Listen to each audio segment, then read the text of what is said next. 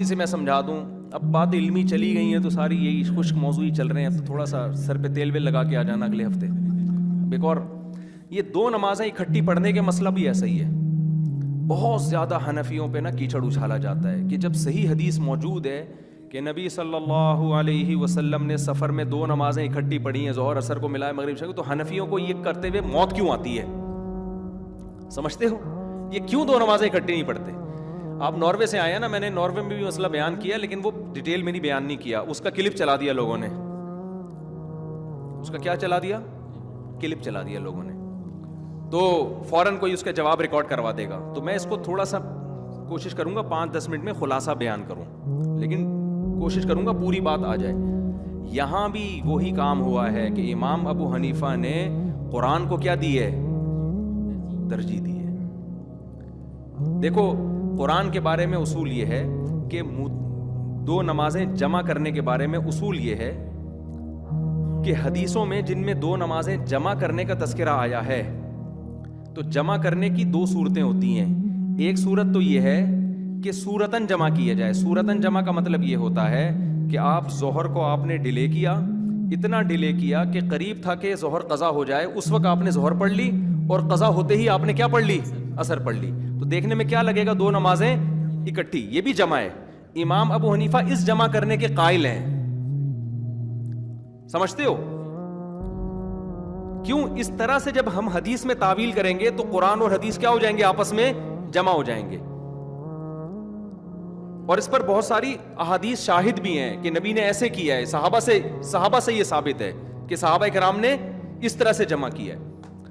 تو اب ایک بات سمجھیں کہ قرآن کی وہ آیتیں یا قرآن و سنت کے وہ دلائل جن سے ہمیں پتہ چلتا ہے کہ ایک نماز کو دوسری نماز کے وقت میں داخل نہیں کیا جائے گا, بلکہ ہر نماز کا اللہ نے الگ سے وقت رکھا ہے.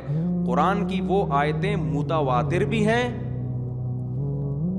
اور ان کا مفہوم بھی بہت واضح ہے, ان میں تعویل کی گنجائش نہیں ہے. اس کو اصطلاح میں کہتے ہیں قطعی الدلالہ اور قطعی الثبوت. قطعی کہتے ہیں پکی چیز کو, دلالت کا مطلب جو مفہوم ہے نا وہ بالکل کیا ہے, واضح ہے. میں اس کو آسان زبان میں قطعی الدلالہ اور قطعی الثبوت کو آسان مثال سے سمجھاتا ہوں. قطعی الدلالہ قطعی الثبوت ہیں, اور حدیث جو جس میں دو نمازیں اکٹھے کرنے کا تذکرہ ہے وہ یا تو قطعی الدلالہ نہیں ہے, اور جو قطعی الدلالہ ہے وہ قطعی الثبوت نہیں ہے. اب قطعی الدلالہ کیا ہوتا ہے, قطعی الثبوت ہوتا ہے. وہ ایک حکیم صاحب گئے نا, ان کے پاس ایک اردو ادیب کا ایک شخص آ گیا, ادب کا, کہنے لگا کہ خطوطان معدہ میں کچھ حالت خانہ جنگی سی ہو رہی ہے. اصل میں کہنا چاہتا پیٹ میں درد ہو رہا ہے. تو وہ زیادہ گاڑی اردو تھی, خطوط حکیم کی اس کھوپڑی میں نہیں آ رہا کہ کیا کون سے ملک میں جنگ ہو رہی ہے. بھائی شام کا سنا تھا, فلسطین کا. کہہ رہے خطوطان معدہ میں حالت خانہ جنگی. جب پیٹ کی طرف اشارہ کیا تو حکیم نے کہا کمبختی بولنا, پیٹ میں درد ہو رہا ہے. تو یہ تو فقہ کی اصطلاح ہے قطعی الدلالہ قطعی الثبوت. میں اس کو آسان زبان میں سمجھاتا ہوں کیونکہ فوراً جو مخالفین ہے نا وہ کلپ بنا دیں گے, اب ان لوگوں نے اصول فقہ کے چکر میں ڈالا ہوا ہے, لوگوں کو قرآن و حدیث سے کیا کیا ہوا ہے, ہٹایا ہوا ہے. اپنی جہالت کو نا اس طرح سے چھپاتے ہیں. قطعی الدلالہ کا مطلب یہ ہوتا ہے کہ دو آدمی مختلف قسم کی دعوے کیے. ایک نے دعویٰ کیا کہ یہ کام ہوا ہے, دوسرے نے دعویٰ کیا کہ یہ کام نہیں ہوا ہے. اب جس نے دعویٰ کیا نا یہ کام ہوا ہے, اس کے پاس اپنے دعوے پر بہت سارے گواہ ہیں. کتنے گواہ ہیں؟ بہت سارے گواہ ہیں. اور جس نے یہ دعویٰ کیا کہ یہ کام نہیں ہوا, میں وہاں موجود تھا, یہ جھوٹ بول رہا ہے, ایسا تو کچھ بھی نہیں ہوا, میں تو وہاں موجود تھا, اس کے پاس اس دعوے پر صرف ایک یا دو گواہ ہیں. تو ہم کہیں گے قطعی الثبوت جو ہے وہ پہلا مدعی ہے, دوسرا مدعی قطعی الثبوت نہیں ہے. اس کے پاس بھی گواہ ہیں لیکن اتنے پکے ڈھکے نہیں ہیں, اس کے پاس تو درجنوں لوگ ہیں. ایک بات, اس کو کہتے ہیں قطعی الثبوت. اب قطعی الدلالہ کسے کہتے ہیں؟ دلالت کا مطلب یہ ہے کہ ایک گواہ کا بیان بہت کلیئر ہے, اس کا دوسرا مطلب نہیں نکلتا. دوسرا گواہ جو بیان دے رہا ہے نا اس کا تشریح کرنی پڑ رہی ہے, اس میں احتمال ہے, اس میں اس بات کا احتمال ہے کہ اس کا یہ مطلب نہیں وہ مطلب بھی ہو سکتا ہے. تو اب آپ مجھے ایک بات بتاؤ کہ ایک شخص ایک دعویٰ کر رہا ہے, اس دعوے پر اس کے پاس گواہ کثرت سے بھی ہیں اور ان گواہوں کے بیان کا دوسرا مطلب نکلتا بھی نہیں ہے. جبکہ دوسرا شخص دعویٰ کر رہا ہے, اس کے پاس اس کے گواہ بھی کم ہیں اور گواہوں کے جو بیان دے رہے ہیں نا اس کا بھی مفہوم واضح نہیں ہے. تو جج کس کی گواہی کو لے گا؟ پہلے والے کی لے گا. یار یہ بیان بھی کلیئر ہے 2 اور 2 4 کی طرح, اور گواہ بھی اتنے زیادہ ہیں کہ ان کا جھوٹ ممکن ہی نہیں ہے کہ جھوٹ بولا ہو انہوں نے. تو قرآن مجید سے یہ بات کہ ہر نماز کا اپنا ٹائم ہے اور اپنے ٹائم پر پڑھنا واجب ہے, اتنی ساری قرآن کی آیتیں ہیں کہ یہ آیتیں قطعی الثبوت بھی ہیں. ایک تو قرآن کی ایک آیت بھی کافی ہے, لیکن اتنی ساری آیتیں اور ان کا مفہوم میں 2 رائے نہیں ہو سکتی. وہ کون سی آیتیں ہیں؟ سب سے پہلی آیت تو یہ, قرآن میدان جنگ میں نماز پڑھنے کا طریقہ بتاتا ہے کہ اگر تم خوف کی حالت میں ہو, فرجالن او رکبانا, تو نماز چھوڑنے کی اجازت نہیں ہے. تم پیدل نماز پڑھو یا سواری پر سوار ہو کے نماز پڑھو. اے اللہ, میدان جنگ تو اکثر سفروں میں لگا کرتا تھا نا. اے اللہ, سفر بھی ہے, میدان جنگ بھی ہے, تو کہہ رہے نماز کا ٹائم نہیں مل رہا, تو کوئی بات نہیں, گھوڑے پر سوار ہو کے ہی پڑھ لو. تو یہ تو بڑی ٹینشن والا کام ہے, ڈیلے کر دیتے ہیں اس کو. ہم ظہر کو لے جائیں گے, مغرب سے تھوڑی دیر پہلے ظہر اثر پڑھیں گے, اور آدھے گھنٹے بعد یا 20 منٹ بعد کیا ہو جائے گی, مغرب عشاء. جیسے کہ ایک نیا فتویٰ آیا مارکیٹ میں, رہیں گے مزے سے, پھر سارا دن لڑتے رہیں گے. اللہ نے اگلی آیت میں جواب دیا, ان الصلاۃ کانت علی المؤمنین کتابا موقوتا. نا نا نا نا نا, یہ نہیں کرنا. یہ جو میں کہہ رہا ہوں نا, ٹائم نہ ملے تو گھوڑے پہ سوار ہو کے پڑھ لو. وجہ اس کی یہ ہے کہ نمازیں مومنین پر مقررہ اوقات میں فرض ہیں. کیا مطلب؟ ان اوقات سے آگے پیچھے کرنے کی آپ کو اجازت نہیں ہے. یہ آیت قطعی الدلالہ بھی ہے اور قطعی الثبوت بھی ہے. اس کے علاوہ جہاں اہل جنت کا قرآن تذکرہ کرتا ہے, وہاں قرآن لازمی یہ کہتا ہے والذین هم علی صلواتہم یحافظون. یہ لوگ اپنی نمازوں کی حفاظت کرتے ہیں. حفاظت کا مطلب کیا ہوتا ہے؟ پڑھتے نہیں ہیں. حفاظت کا مطلب کیا ہوتا ہے؟ ٹائم کے اندر. اسی کو تو حفاظت کہتے ہیں نا. ڈیلے کرنے کو حفاظت تھوڑی کہتے ہیں, اس کو تو پڑھنا کہتے ہیں. اللہ کہتے ہیں یہ لوگ نمازیں پڑھتے ہیں, تو اللہ ہم رات کو اکٹھی ساری 5 نمازیں پڑھ لیتے ہیں, یا ہم ظہر اثر میں پڑھتے ہیں اور مغرب کو عشاء میں پڑھتے ہیں. تو یہ حفاظت تو نہیں ہوئی نا. اور صلاۃ کا لفظ بھی ہے اور صلوات کا لفظ بھی ہے. عربی میں جمع کے لیے کم سے کم 3 کے لفظ پر دلالت ہوتی ہے, کم سے کم 3. اور صلوات میں تو جمع قلت بھی نہیں ہے. یہ اس کا مطلب زیادہ نمازیں, تو 5 نمازیں مراد ہیں اس سے. تو 5 نمازوں کی یہ کیا کرتے ہیں؟ حفاظت کرتے ہیں. اور جہاں اللہ نے مفرد کا لفظ استعمال کیا والذین هم علی صلاتہم یحافظون, وہ تو اس سے بھی زیادہ صریح ہے, کیونکہ یہاں اس میں جنس ہے. نماز یعنی جو 5 نمازیں ہم نے فرض کی ہیں, ان کی یہ کیا کرتے ہیں؟ حفاظت کرتے ہیں. تو حفاظت حفاظت حفاظت, درجنوں کئی جگہ قرآن میں یہ لفظ آیا ہے. اور قرآن یہاں سفر اور حضر میں فرق, ان الصلاۃ کانت علی المؤمنین کتابا موقوتا, تو متبادر تو یہی ہے کہ سفر کے بارے میں اور جہادی سفر کے بارے میں نازل ہوئی ہے. یہ نہیں آ رہی میرے خیال بات سمجھ.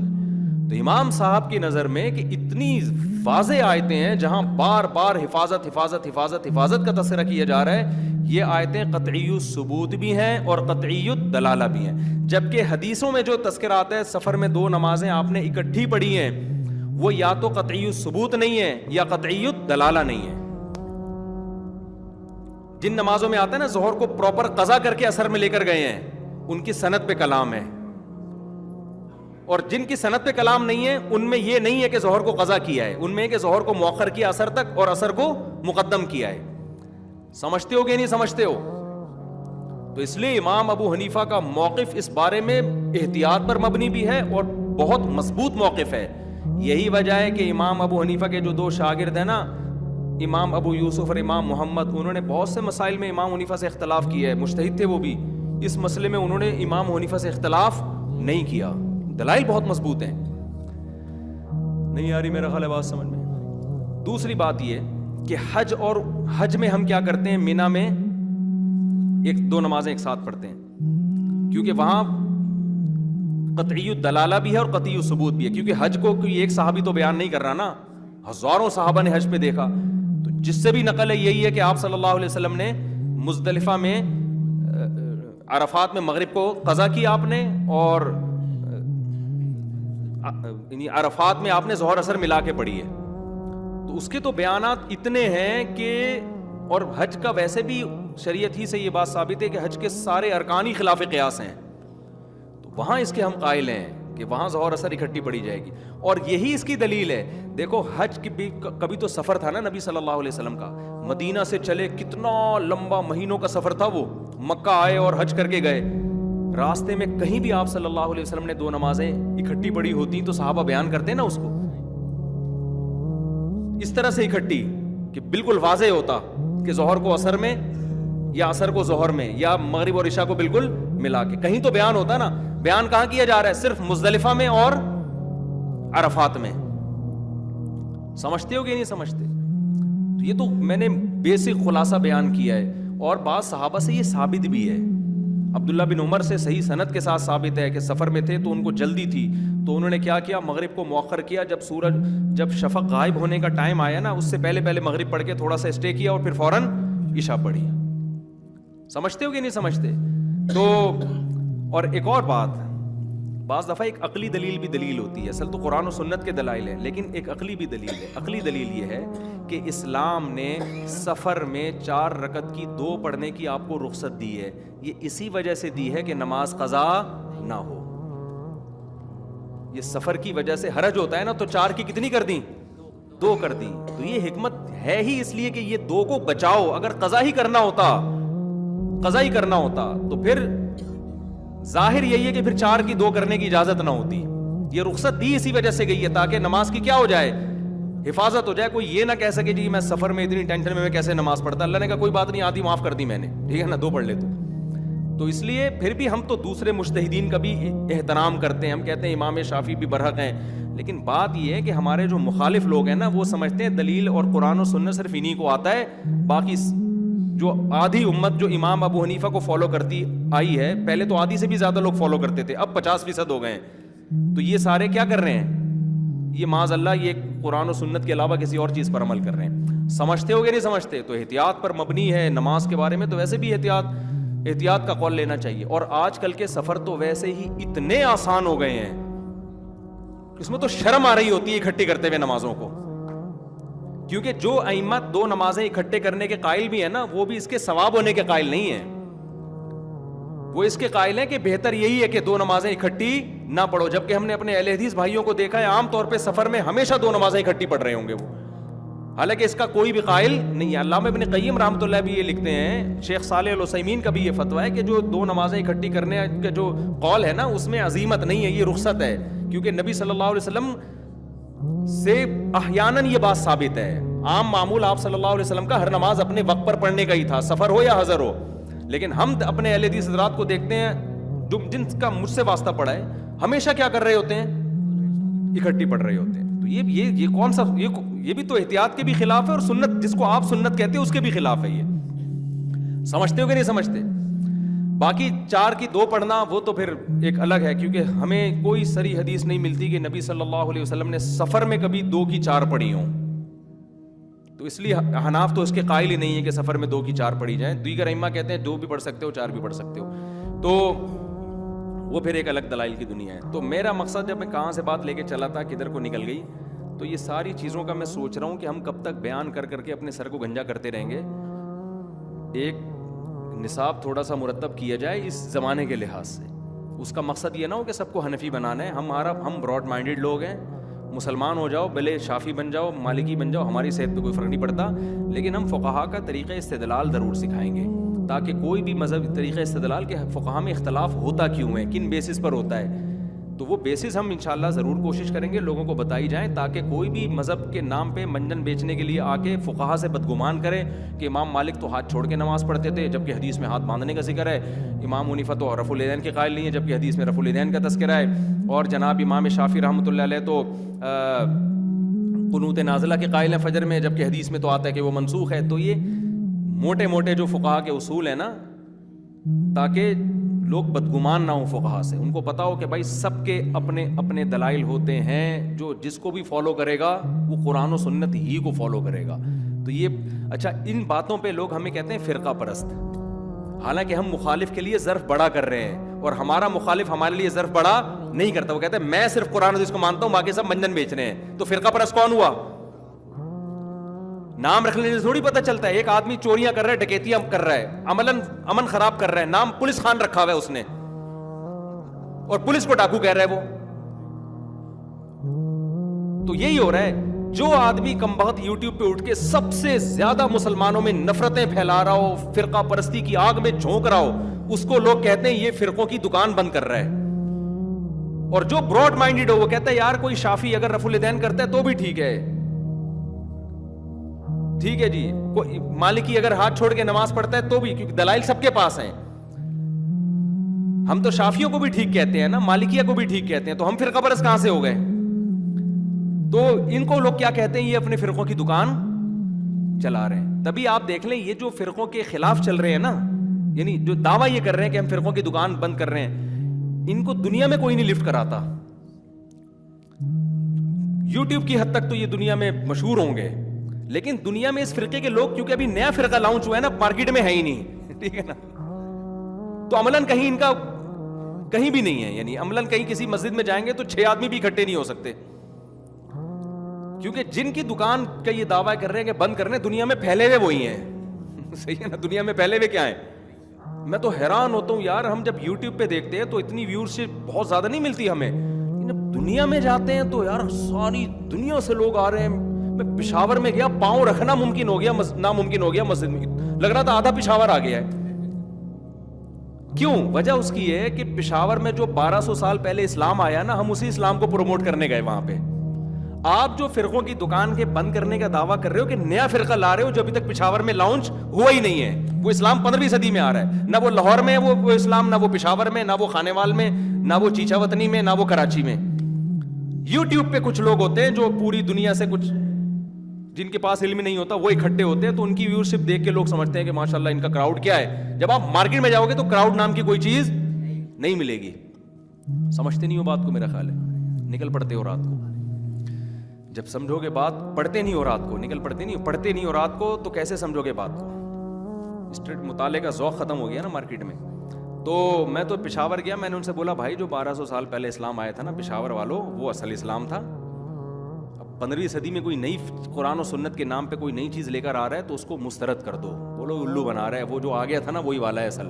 ایسا نہیں ہو سکتا کہ 1200 سال سے پشاور والے گھاس کھا رہے ہوں, اب آ کے ان کو کوئی اسلام بتا رہا ہو کہ اوریجنل تو سچی مچی کا یہ ہے.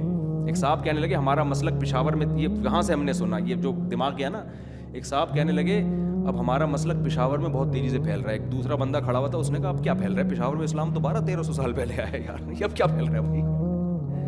اور جو پشاور میں 1200 سال پہلے اسلام آیا, کراچی میں بھی وہی آیا, دہلی میں بھی وہی آیا, سہارنپور میں بھی وہی آیا, کلکتہ میں بھی وہی آیا. تو یہ نئی چیز جو مارکیٹ میں آ رہی ہے, کتنا خوبصورت لیبل لگائے, تو اس کو سائٹ پہ کر دو. یہ کوئی, ہاں جو اسلام 1200 سال پہلے آیا تھا اصل تو وہی ہے, کچھ بدعتیں شامل ہوتی رہی ہیں, کبھی آئیں پھر وہ نکل گئی. بدعت کبھی بھی کنٹینیو صدیوں تک چلتی نہیں ہے. تو جو نئی نئی چیزیں آ رہی ہیں ان کو ہٹاتے رہو. پورا یہی چینج کر دو کہ یہ سارے علمائی غلط ہیں, یہ فقہی غلط ہے. تو میرے بھائی غیر مسلم بولے گا 1200 سال میں نہیں آیا تو اب پتہ نہیں. جیسے اسلامی خلافتیں جتنی ہیں نا, بعض لوگ کہتے ہیں ساری خلافتیں غلط تھیں.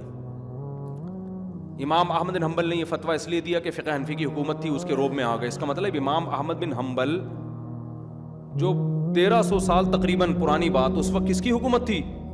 خلافت فقہ حنفی کی تھی. تو وہ تو اوریجنل اسلام تھا نا. اس وقت اللہ نے غلط لوگوں کو حکومت دے دی تھی. تو کہیں شافی لوگوں کی حکومت رہی ہے, کہیں مالکیہ کی حکومت رہی ہے, اندلس کی طرف مالکیہ, فقہ مالکیہ تھا. تو یہی رہے ہیں سارا. حرم میں کہتے ہیں نا 4 مصلے تھے, غلط تھے, ہم 4 مصلوں کے قائل نہیں ہیں, اور ساری دنیا اس پہ متفق بھی نہیں تھی. لیکن 5واں پھر بھی نہیں تھا, اس لیے کہ مسلمانوں کی نمائندگی 4 مصلوں میں ہی سمجھی جا رہی تھی اس وقت. 5ویں نے کیوں اپلیکیشن نہیں لکھی کہ میرا بھی ہونا چاہیے؟ تھا ہی نہیں آئی میرا خیال ہے بات سمجھ میں. تو تھا ہی نہیں 5واں. تو ان کی شیعہ لوگ تھے لیکن ان کو نمائندگی نہیں دی گئی, ان کو اہل سنت والجماعت سے خارج سمجھا گیا. انہوں نے کہا نہیں بھائی یہ حرم اہل سنت والجماعت کا ہے. تو یہ میں آپ سے بار بار کہہ رہا ہوں، فرقہ پرستی کے نام کو لیبل بڑے اچھے لگائے جا رہے ہیں کہ ہم فرقہ پرستی کی دکانیں بند کر رہے ہیں، فرقہ پرستی کو ختم کر رہے ہیں، تو ان خدا کا واسطہ ان لیبلوں پہ